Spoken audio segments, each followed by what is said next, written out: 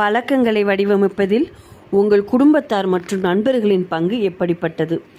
1965 Hungary நாட்டை சேர்ந்த Laszlo போல்கல் என்பவர் கடின உழைப்பின் மீது அளப்பரிய நம்பிக்கையை வைத்திருந்தார்.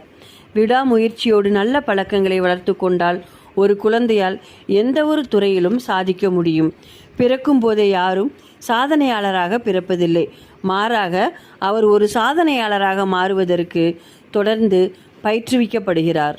இப்பரிசோதனைக்கு சதுரங்கம் ஒரு சரியான களமாக இருக்கும் என்று தீர்மானித்த லாஸ்லோ தன்னுடைய குழந்தைகளை சதுரங்க விளையாட்டில் மேதைகளாக வளர்க்க ஒரு விரிவான திட்டத்தை வகுத்தார்.